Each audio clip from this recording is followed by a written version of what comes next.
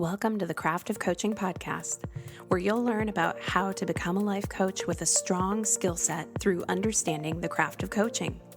I'm Kate Swoboda. As director of a life coach training and certification program called the Courageous Living Coach Certification, I'm passionate about the craft of coaching and how we evolve our skills and the industry. Learn more about the Courageous Living Coach Certification Program at teamclcc.com. That's teamclcc.com. And here's today's episode. Hey everybody, it's Kate from the Craft of Coaching podcast, and I'm also the director of the Courageous Living Coach Certification at Tribe CLCC. And I'm an author of the book, The Courage Habit, and I'm a life coach, and I'm a mom. And that's why I'm listing out all these different roles that I play, because I know that one of the things that can be very intimidating for someone who's considering becoming a coach or really going into any kind of a new career path whatsoever, even if it's not coaching, even if it's not entrepreneurial, is how do I do this if I'm a parent? So I'll give a little bit of context. First of all, I became a coach before I was a parent. And in 2013, I spent the entire year researching the coaching industry. I was emailing back and forth with the ICF about standards for certification and the core competencies and how I was going to align or model the Courageous Living Coach certification after their standards, because there are some people who graduate from our program who want to use the ACC portfolio path to become ICF accredited, or certified, I guess is a better way of putting it. Although I do think that it's worth checking out another episode of the Craft of Coaching podcast that's all about, do you need to be certified? Because that is a rich discussion. But then there's this other piece, right, where in 2013, this kind of crazy, amazing thing happened, which is that after dealing with infertility, very grief-inducing infertility for me, it surprised me how sad I was to grieve something that I had never even had, you know? So I'm going in 2012, 2013, a million gazillion blood draws and blood tests and seeing fertility specialists, and you know, we did sometimes you see like movies or sitcoms where the characters are doing this, you know, the injections into the abdomen to try to boost egg production, and went through all of that and basically had our fertility specialist say, you know, your body's not even creating follicles, unfortunately, and you need a follicle before you're going to get an egg. So like even IVF would be off the table unless we had, you know, a donor egg. So then it was this whole thing about like, what's the next move? This has all been so overwhelming. And all this time I was a coach and I was continuing to work with clients. And one of the things I will say before I go into the next piece of this, which is I found that in the midst of life struggles, doing something that I loved that lit me up made it easier. So it wasn't like, oh, life can be hard and then you try to become a coach and you love it, but then coaching is a burden. You know, like it doesn't work that way with things that light you up, that are aligned with who you really are and your purpose on this earth. Instead, coaching was a kind of really great respite. And of course, going through something so difficult, it only expanded my compassion for my clients going through difficult things and my understanding of how hard it can be to go through something difficult and live in a world where everybody just wants you to put a pretty smiley face on it. And I would say, too, that that's one of the reasons why the Courageous Living Coach certification does not emphasize the style of coaching where it's like, oh, you have a problem? Cool. Well, let's just create a goal and some to-do lists, and then your problem will be solved. It's like, I think coaches need a much broader skill set than that, because in real life, people have quote-unquote problems like infertility that don't have easy answers and that don't respond to a set of to-do lists. So this was all happening in 2012, 2013, and I, in 2013, thinking, no way I'm going to be able to have a baby, at least not myself, right? I wanted to be a mom. I knew I'd become a mom some other way, even if it was adoption or some other option. But I was like, okay, so I'm not going to become a mom this way. And I was like, it was this great time of like, okay, well, I'm a coach, and what are the big dreams? What do I want to do? And, I got one of those things that just like kind of get you and won't let you go. And it was like, I would love to lead a life coach certification program.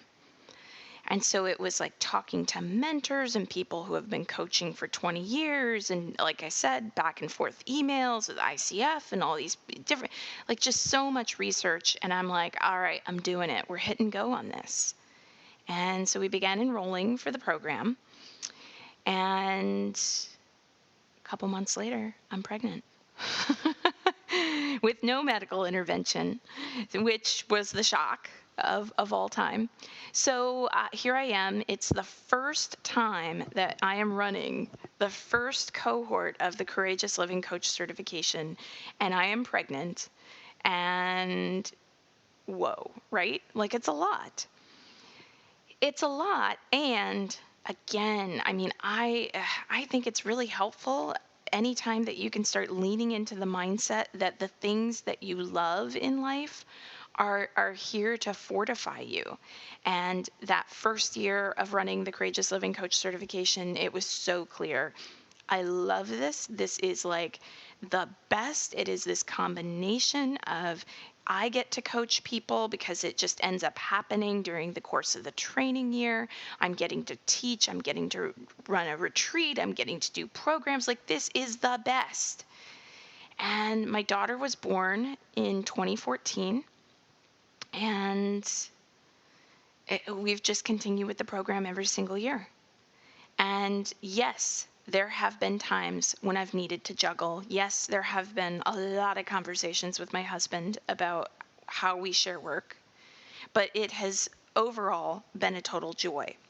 And I want to tell you something about this little thing of like becoming pregnant and then deciding to start a new career. So there's a writer friend of mine named Sarah Kathleen Peck, P-E-C-K. And she noticed a really curious phenomenon in that she had met a lot of women who started their businesses or did these big, huge business and career related things when they were pregnant, which you would think is like the absolute worst time to start up anything. But she kept meeting people who were finding that when pregnant, they actually just, I don't know, maybe it's like a mama bear nesting thing. I don't know. But she found that there was this commonality that like the women she was talking to really got in there and went, this is what I want and this is how it's going. And I'm really excited about it. Let's get this show on the road because I'm about to have a baby. She started a podcast called the Startup Pregnant Podcast, which, go check it out for sure.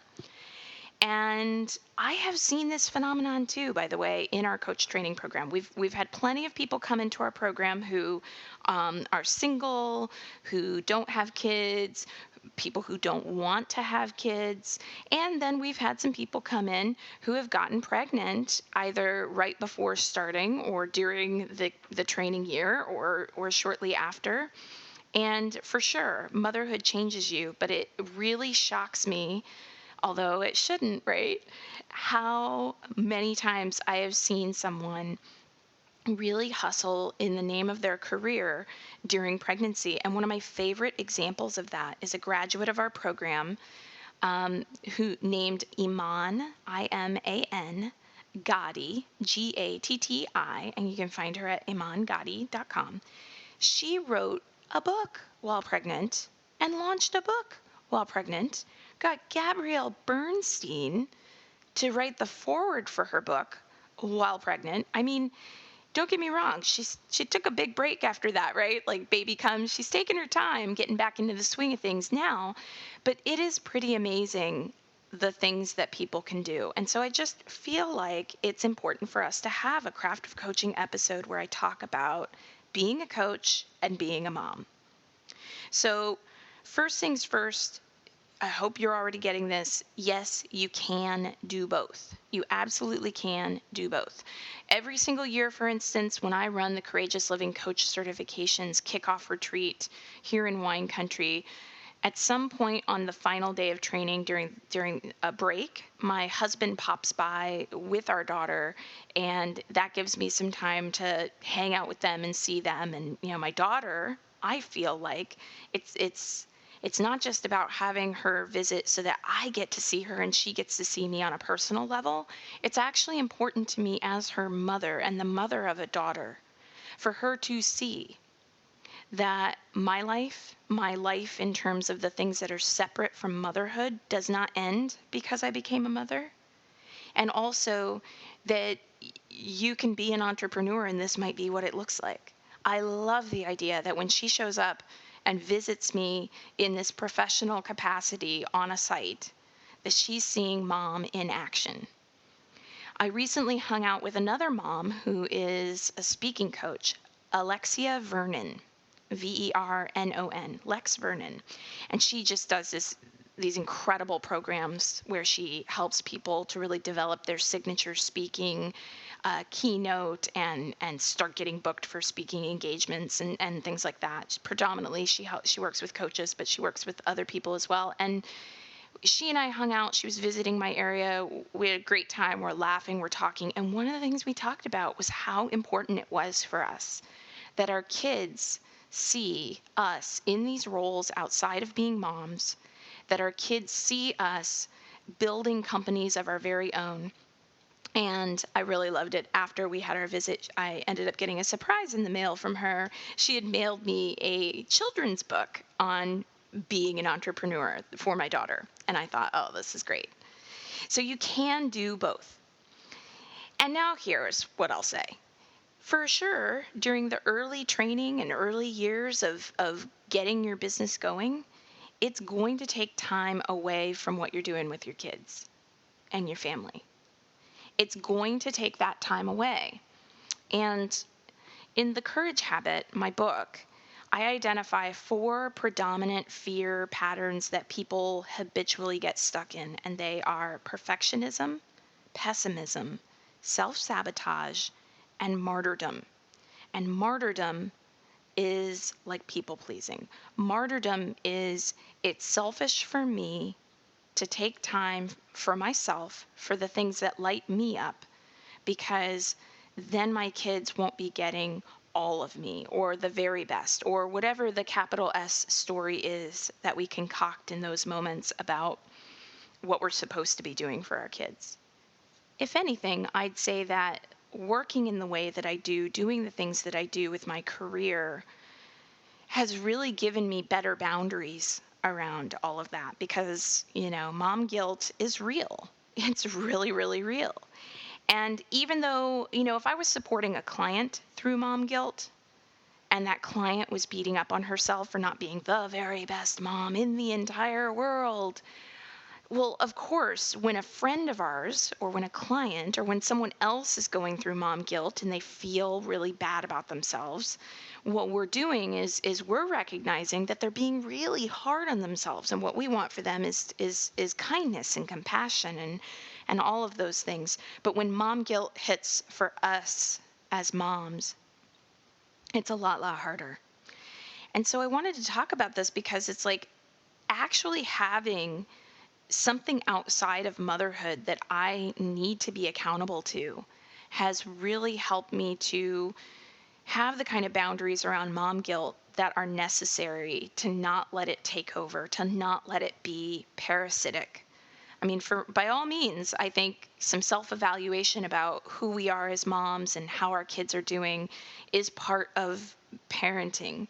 And I support anyone in doing that kind of self-evaluation.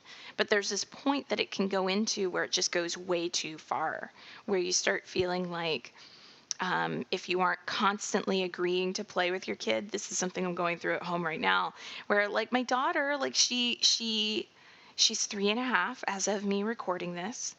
I love playing with her. And her appetite for playing with either myself or her father, preferably both of us in the same room, sitting right beside her, watching her put blocks together and then commanding us not to put any on the tower or whatever. Her energy for that is seemingly relentless at this age. And if I had nothing else in my life to sort of to go, okay, but I actually have this other thing that I need to do. And it's not just a need to do, like a burden. It's something that's important to me to do. If I didn't have that, I think that I would probably struggle a lot more with guilt. Because for sure, the fact that I do have those things I need to attend to outside of being her mom, I feel guilty at that moment when she's wanting me to play with her and I'm going, I have this other thing I need to do. And it's like, but there just is this solid cutoff. So I would say that rather than feeling more overwhelmed because I have something else that I need to do, having these other tasks, these other things that really matter to me has been part of not getting too hooked into the guilt. And I think that's really important to do.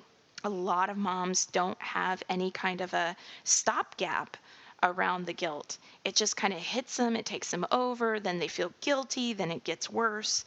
And having something that you love to do, something that is all your own, something that has nothing to do with, washing the socks and picking up the toys and remembering to bring the change of clothes to daycare because there was a blowout, all these things. At the end of the day, everything gets done as well as it's going to get done. And yeah, it can be overwhelming when you're adjusting to doing both and you find your way through. You really find your way through. I'll share that I think that there's this one piece, though, when I say you'll find your way through, that for some people listening to this, they're going to go, oh, I'll find my way through. Cool. So I'll compartmentalize my life and then I can be a mom and I can grow this coaching practice that I really, really love. Every mompreneur that I've spoken with, or mom who becomes a coach and then gets a salary job working for a company, coaching for that company, they all tell me the same thing, which is it's not like you do all of these things in your life at the same level. My house, totally a mess right now. Not dirty. I mean, come on, right? But totally a mess. There is laundry on the floor somewhere, and I'm looking around my office as I record this podcast. I got coffee cups from yesterday sitting in here. I've got cough drops from the cold I got over 3 weeks ago sitting on my desk. I've got, piles of papers that need to be organized. And the thing is, you got to learn how to let some of that stuff go. You just have to go, look, what's really going to fulfill me here? Having a perfectly clean house all the time, every week? Or having a business and being a mom that is just totally in love with her kids and hopefully with her partner too. It's something's going to need to give somewhere. So what's the thing that's going to need to give? And I got to tell you, I think that with the right decision making, the things that you end up letting go of in order to make mom and being an entrepreneur, or being a mom and making a career switch to coaching work, are things that are worth letting go of. Speaking for myself, in the past 2 years, I have written a book with a traditional publisher, which I mentioned. I trained for and still train for, but 2 years ago I finished a half Ironman triathlon. And I did that in, right before race day, about a month before race day. It was a lot of training. It was like having a part-time job. But up until then, not a lot of training. It was fine, I was able to get my training in.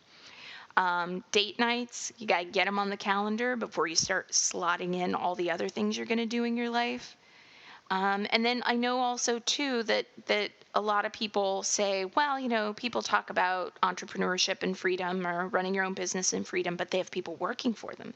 Well, I have never had anyone working for me for more than approximately 6 hours a week. And that's a full week. We're talking 4 to 6 hours a week. And that's the most VA help I have ever had. So you don't actually need a full-time employee in order to have a great marriage, be a mom, have some time for yourself, get some time in for exercise. There are things that we started to really compartmentalize and that I've heard of other people compartmentalizing, like I've heard of some people talking about like grocery delivery to save the trip to the store. In my house, we're very big on either batch making a bunch of soups and freezing them and then thawing them as needed, or like having a menu, like 2 weeks worth of a menu and flipping back and forth between those two menus for 2 weeks just to get it really easy. There are a million hacks out there for how you can save a little more time on the things that you want to save more time on.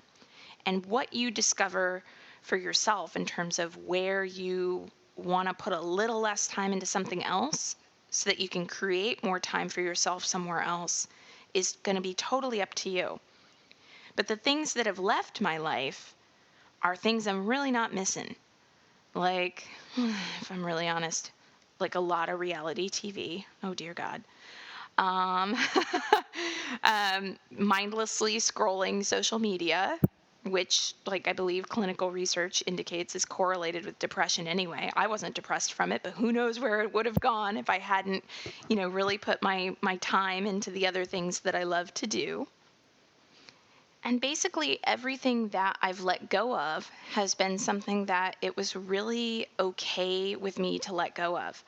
I make a point of, my best friend lives about an hour away. I make a point of once a month making sure that I, check in with her and say, can we get dinner on this date? Get it on the calendar.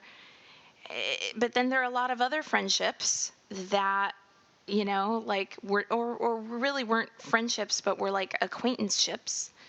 And, it's like you just kind of let those go. It's not hostile or anything, but it's like, okay, like I have only so much time in my life.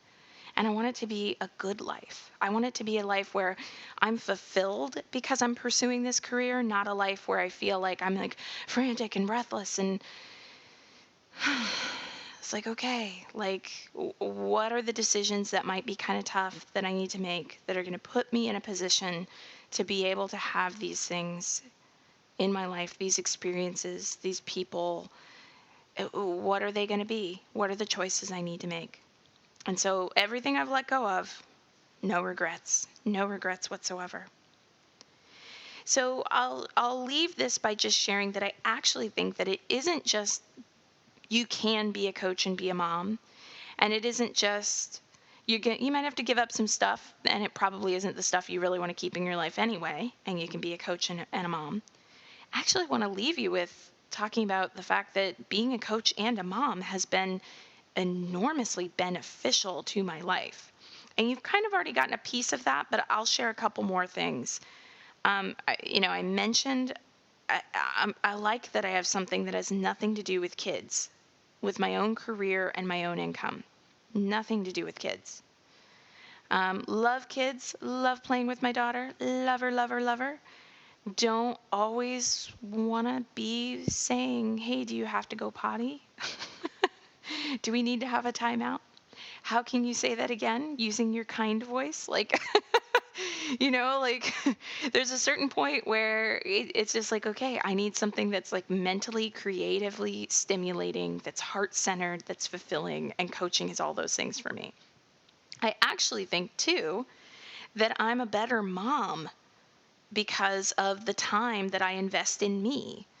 And I get that there's like a nuance that I'm trying to get to here. So I get how someone might be like, haven't you already said that? But what I'm trying to say is having something that doesn't have to do with kids is okay. Like I get that break, right? But then also having something that doesn't have to do with kids means I'm a better mom from the time invested with me. I am happier. My daughter gets to see me walking around my house feeling happy, not feeling stressed out all the time. Seeing entrepreneurship, I think, is huge for my daughter. And, it's a regular conversation around the dinner table. And I know that she doesn't get what any of it means yet, but she will. She'll know what the acronym ROI means, return on investment. I also think that I'm a better mom because of the coaching skill set. So coaching specific really getting those skills in how do we stop and access the body when we're frustrated, that becomes a tool that I can teach my daughter. How do we work with the inner critic? Well, it's kind of inevitable, no matter how great of a parent I might try to be, that somewhere along the way, society or somebody else that my daughter comes into contact with is going to give her the message that she is not enough. And that's heartbreaking to think about. And the day that that happens, and she feels like she's not good enough for someone else, I would like to think that the coaching skill set has given me a lot of space for empathy and holding space for another human being and not rushing to fix it or give advice, but to just talk to her about who she is and where she's at in this experience, and then start letting her be in the driver's seat of how she's going to contradict messages like that. And that's really powerful to me. And last, I'll just say that my coaching colleagues, like this network of support. I mean, before I met this network of coaching colleagues that I'm now friends with, for sure I had friendships with people where like they were great people and we got along and we had things we could talk about. But there's this way in which, again, because of the coaching skill set, that we hold space with each other where it's like, the closest I can say about this is like, how you might read a Brene Brown book and you think, I want to practice all this vulnerability stuff. And then like you go to work and you're trying to talk to your coworkers and either you lose your nerve and you're like, there's no way I can talk about vulnerability with these people. Or, like you start trying to and they're looking at you like, okay, what is up with her? She's kind of weird. Well, for the most part, everybody that I'm friends with in the coaching industry is like, yeah, let's do the vulnerability thing. Yeah, you're stuck making a decision. Well, how's that like your life, or what are your values, or what's your highest vision for what could happen with this situation? Like, and yeah, these are the people that I am so fortunate and lucky to be able to call my dearest friends, and I love them and I love what they're up to. And I got a lot of friends in the industry, and I never feel like, oh, well, like there's too many of us and thus not enough clients. There are not too many life coaches in the world. If there were, I'm going to go out on a limb and say that I think the world would be a better place. The world would be a place where people would regularly talk to one another in a way that's about going, hold on a moment. I notice that as we're talking, I'm getting really triggered and I'm projecting stuff onto you, and I don't want to do that because I care about you and I want something to be connected between us. What if that was how we talk to each other in the world?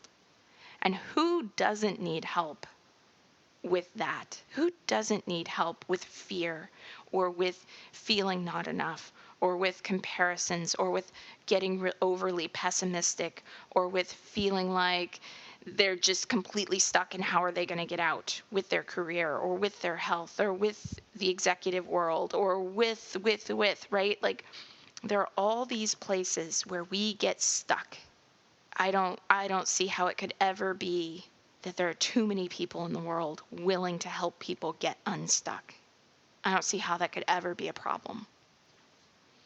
So if you are someone who is a mom and you've considered becoming a coach, the last thing I guess that I'll share is that, there comes the day when the kids are grown.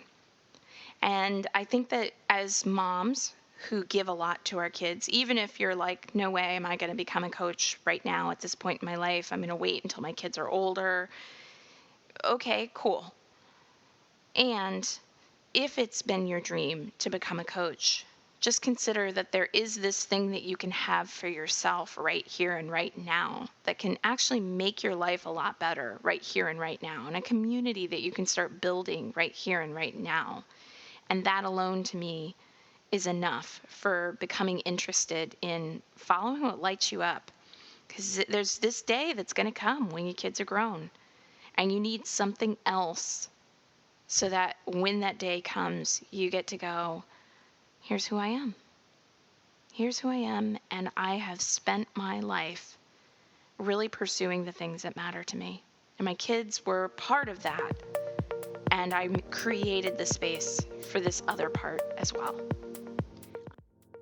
All right, that's a wrap for today's episode. Thank you so much for listening. If you have a moment to give us a rating in iTunes or wherever you're listening to this podcast, so helpful, because that helps other people to learn about this podcast and also listen in. You might also want to become a subscriber so that you always get the latest episodes.